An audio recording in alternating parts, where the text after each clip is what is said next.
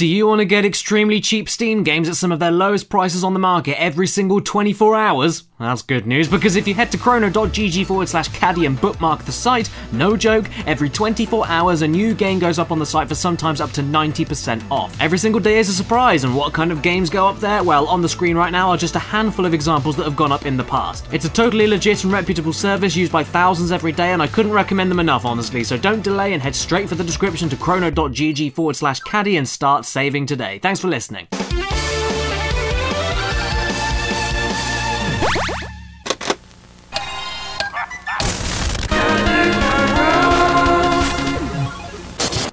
Greetings and salutations, my beautiful people. Welcome back to the Caddicarus show, where I always have to do the do deciding whether or not things deserve to be slaughtered or salvaged, and happy 2018 to you all. It's the start of season 10 of the Caddicarus show. Amazing, isn't it? And let me tell you, I'm gonna need a new start for this year because the way my 2017 ended was fucking horrible. Well, at least we don't have to worry about her anymore. She's been cooked into a condom, she's been drowned. It's the start of a new year, which means that I can put all of that behind me and finally talk about Spyro the Dragon. Ah! What? Peppa Pig? Peppa Pig? Peppa Pig? Peppa Pig, you pee! I paralysed you, petty piggy prick! Piss off! I poisoned you in the bath! How are you still alive? I pulverised you! Oh, no. Okay, surely the game doesn't work anymore. Bursting bubbles is quite hard work. Ah! Okay, if I want to be rid of her forever, I need to kill the source. Oh, look, Peppa. Your plump, porky, piggy pot roast is just too big to fit in your house. Emergency surgery is required.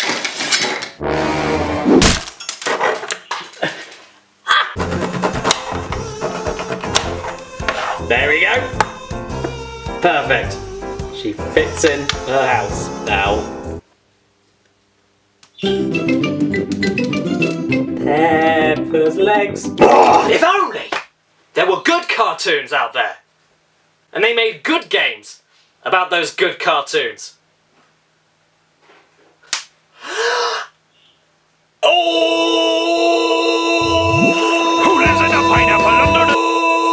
SpongeBob is great. Well, at least he was great. I haven't watched him in years, so I can't possibly comment. But either way, for a concept as bizarre and asinine as putting the words SpongeBob, Square, and Pants together and making a cartoon out of it, the first few seasons of SpongeBob are way better than it had any right to be. I once heard someone describe it as perfect hangover TV. Firmly grasp it!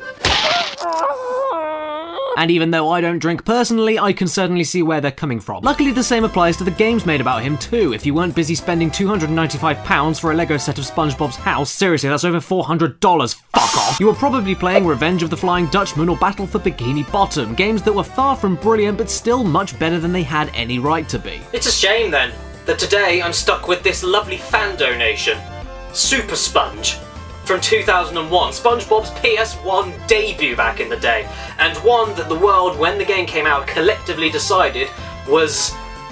And on this show, it's those mixed responses that often spell danger for me, because I'm either gonna love the thing or fucking hate it. I mean, Fade to Black had mixed reception. This guy shitting his pants had mixed reception. Don't get me wrong, I'm awfully grateful for the donation, but I mean, I'm worried sick. But I guess we won't find out anything by drinking the bishop's tea. How dare you! So let's boot the game up, see that there was a company involved in it called Climax, and immediately throw the thing in the bin and never touch it again. We then get a promising FMV intro with our cast of characters to appear in the game. Good stuff.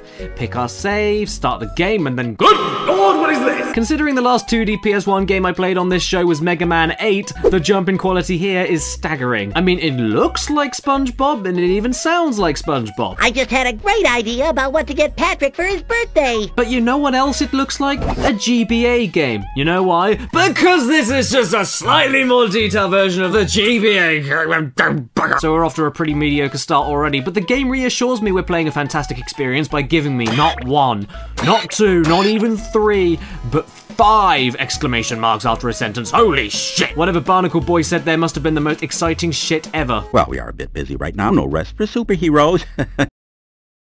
Thanks for disappointing me. So for Patrick's birthday, we want to get him a signed picture of these 2 aging superheroes, but before they'll give it to us, we need to make a sandwich for them. Fair enough, I suppose. And how do we do that exactly? By having a total fix, that's how! As you can see, this is a 2D side-scroller, and the first thing we learn is grabbing jellyfish in a net and then throwing them at the enemies. Sounds pretty cool, right? Well, this is what it looks like. Enjoy your life. This is one of the most inconvenient and ineffective attacks I think I've ever used in a side-scroller, and yes, you can do a bum bash to kill the enemies, but as you'll quickly discover, the moving and jumping controls are so damn sensitive that hitting X to jump and hitting X again might as well change from bum bashing to signing your own death warrant. Plus, you can only carry 5 jellyfish on you at any time to throw, so if you're surrounded but have no jellyfish near you, I'm really sorry to say, but you're fucked. It's also at this point I notice how uncomfortable the looking down animation is. It's one of the only smooth animations of the game, and why that's weird is because out of every other thing in the game you can animate this smoothly, why smoothly animate SpongeBob looking down in between his legs? What are you trying to tell me, game? Now to find the jar of peanut butter. Okay then, you...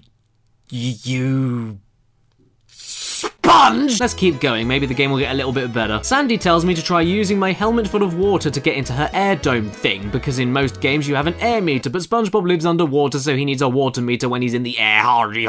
And that's all great, but then I walk into the air dome and I'm not even wearing a helmet. Okay, this is ridiculous. You have all the time to animate something as uncomfortable as this, but instead of actually putting a helmet on SpongeBob when a character says, Try using your helmet. you instead just give me a helmet meter for when I'm about to run out of water. SuperSponge. More like... soup. And how exactly does this water counter work? I keep running out and dying because of how fucking sensitive and slippy these fucking controls fucking are, but no matter what I do, I can't get more water in my helmet. I just have to do this entire section in one perfect run or else run out of time. That can't be right. What about this thing here? That looks a lot like water. I should be able to fill my helmet up here, surely.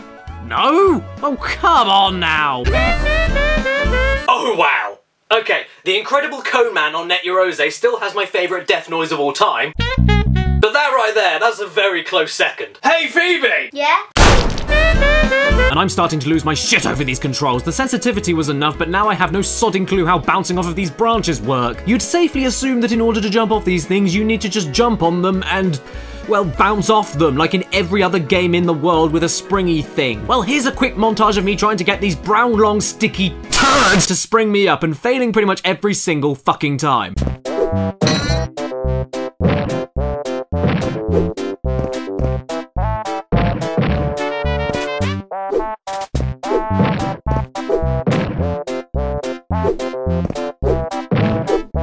What am I doing so wrong here? Well, I'll tell you because I figured it out. You jump on the branches, stay completely still, and then wait for it to slowly bend down and then throw you up. I'm not even joking, that's the only way bouncing in this game works, but good luck trying to find that out yourself. Is it just me, or can I hear SpongeBob laughing at me?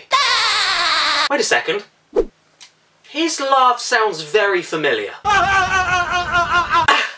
He sounds like Darkside Phil! I mean, yeah, you have to speed up his laugh to make him sound like SpongeBob.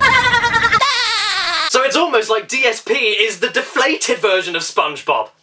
Oh my god. Darkside Phil. DSP. Deflated SpongeBob pissing himself. I've cracked the code! Oh, perfect. Well, now I'm falling. I am this close to giving a... Oh! Oh! So you can restore your water meter. Well, why didn't you work earlier? You have to be dead central in the water bath? Ugh. You know, for a creature that's literally shaped and named after a thing that is meant to clean off large areas of surfaces, you're oddly specific. On to the next ingredient for the sandwich, and it's another bog standard platforming level. So while there's literally nothing else interesting to talk about, let's talk about your ears. No, not your ears. They're disgusting. I mean the audio. The music is alright, very SpongeBob-esque and faithful to the cartoon, and strangely enough composed by Matthew Simmons, the same guy who did the music for the original Lego Racers, whose music still kicks me in the balls to this day.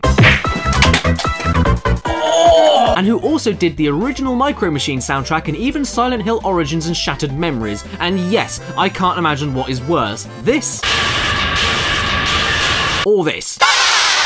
However, when you aren't jamming out to the rooty-tooty jigs in the stages, you'll be screaming internally from the onslaught of noise the game throws at you. It never fucking stops, I swear to God. Picking up spatulas is like a baby being stepped on, the whipping of your jellyfish net is like a reverse shotgun blast in your eardrum, and all the enemies wail and cry like they've lost their copy of the Emoji Movie in 4K. Just try watching this gameplay and not get annoyed with it. It's impossible.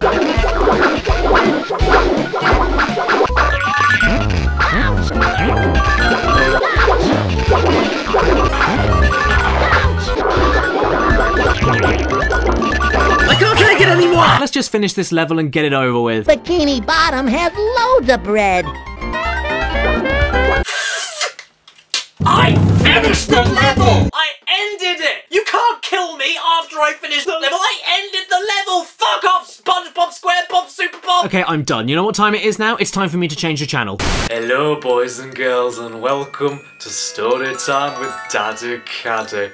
Are you sitting comfortably? I don't care. Here's the story of the three blind mice. Three blind mice. Three blind mice. See how they run. See how they run. They all ran after the farmer's wife, who cut off their tails with a carving knife. Then she cut off their ears. And she gouged out their eyes. They all started bleeding out of their anuses. Oh, come on, this game has already hit rock bottom. Or bikini bottom, if you know what I'm saying. So it can't get anything other than better from here on out. Let's go to downtown and look for some bread. Jump on the floating jellyfish and... Philip. This stage is the absolute pit. I didn't think it could get much worse, but now I wish I never touched a PS1 controller. There is shit flying everywhere, death traps, jellyfish to catch hiding behind the scenery so you have to guess where to swipe, still overly sensitive controls, no chance to bum bash anything because things are constantly above you, and for the perfect round little perky cherry on top of the Thomas the Tank Engine face cake is that I finally managed to jump successfully onto a jellyfish platform, and then this happened.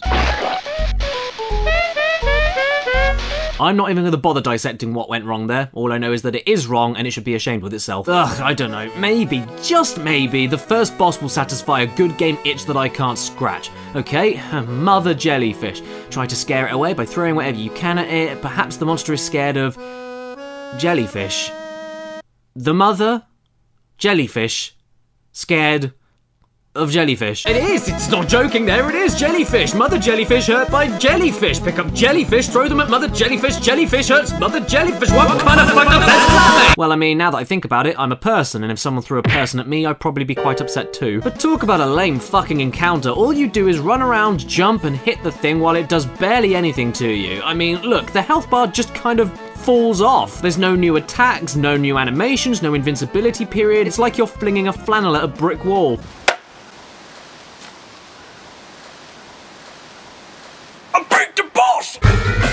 Here you go then, you old farts. Here's your fucking sandwich. And of course, it's not enough for a signature for Patrick, so let's go and see Mr. Krabs in World 2 and play the stage.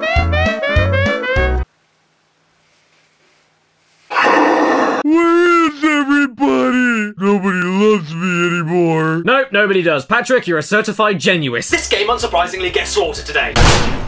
I'm really sorry to any fans of the game out there, I just couldn't fucking stomach this one. But then what was I supposed to expect with a donation of a game called SpongeBob, SquarePants, SuperSponge, right? To the nameless person who gave me this game, if you played this game when you were younger and you really enjoyed it, or you still enjoy it now, then I can only apologise for this video. But if you gave me this game knowing full well that it was trash, then I hate you, and I'm gonna write it on your coffin. Probably gonna sign it as well with a Sharpie. Might make your body worth a few pennies when I sell it on eBay, fuck you!